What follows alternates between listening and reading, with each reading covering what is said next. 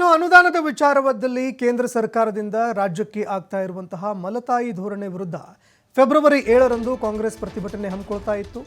ಇದೇ ದಿನ ಬಿಜೆಪಿ ಕೂಡ ಹೋರಾಟವನ್ನು ಹಮ್ಮಿಕೊಳ್ತಾ ಇದೆ. ಹೀಗಾಗಿ ಕಮಲಪಾಳ್ಯದಿಂದ ಈ ಹೋರಾಟ ಕೈಗೊಂಡಿರೋದಕ್ಕೆ ಡಿಸಿಎಂ ಡಿಕೆ ಶಿವಕುಮಾರ್ ಗರಂ ಆಗಿದ್ದಾರೆ. ಮಾನ ಮರ್ಯಾದೆ ಇದ್ರೆ ಕೇಂದ್ರ ಸರ್ಕಾರದಿಂದ ಹಣ ಕೊಡಿಸಲಿ.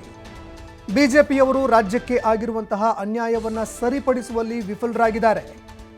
ಆ ವಿಫಲತೆ ಯಾಕಾಯಿತು ಅನ್ನೋದನ್ನು ಮೊದಲು ಬಿಜೆಪಿಯವರು ಆತ್ಮಾವಲೋಕನ ಮಾಡಿಕೊಳ್ಳಿ.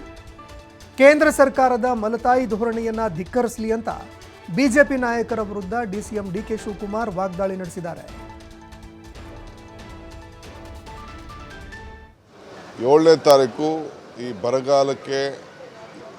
ಬರಗಾಲದಿಂದ ನಮ್ಮ ರಾಜ್ಯಕ್ಕೆ ಕೇಂದ್ರ ಸರ್ಕಾರ ಮಾಡ್ತಾ ಇರೋಂಥ ಒಂದು ಅನ್ಯಾಯ ಮತ್ತು ಬಜೆಟ್ನಿಂದ ನಮಗೆ ಹಣ ಬರದೇ ಇರೋದು, ಹಿಂದೆ ಬಜೆಟ್ನಿಂದ ಏನು ಅನೌನ್ಸ್ ಮಾಡಿದ್ರು ಅದು ಕೂಡ ನಮಗೆ ಬರದೇ ಹೋದ್ದು, ಏನು ನಮಗೆ ತಾರತಮ್ಯ ಆಗ್ತಾ ಇದೆ ಅದರ ವಿರುದ್ಧ ಮೊದಲನೇ ಬಾರಿಗೆ ಇಡೀ ಸರ್ಕಾರ, ನಾವೆಲ್ಲ ಮಂತ್ರಿಗಳು, MLAಗಳು, ಚೀಫ್ ಮಿನಿಸ್ಟರ್ ಮುಖಂಡತ್ವದಲ್ಲಿ ನಾವೆಲ್ಲ ಹೋಗಿ ದೆಹಲಿಯಲ್ಲಿ ಹೋರಾಟ ಮಾಡಬೇಕು ಅಂತ ತೀರ್ಮಾನ ಮಾಡಿದ್ದೇವೆ.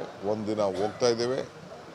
ಅದಕ್ಕೆಲ್ಲ ನಮ್ಮ ಶಾಸಕರು, ಸಂಸತ್ ಸದಸ್ಯರು, ವಿಧಾನ ಪರಿಷತ್ ಸದಸ್ಯರು, ಮಂತ್ರಿಗಳ ಆದಿಯಾಗಿ ನಾವು ಆ ಪ್ರತಿಭಟನೆಯಲ್ಲಿ ನಮ್ಮ ಧ್ವನಿಯನ್ನು ದೆಹಲಿಗೆ ಮುಟ್ಟಿಸುವಂಥ ಕೆಲಸವನ್ನು ಮಾಡ್ತೇವೆ.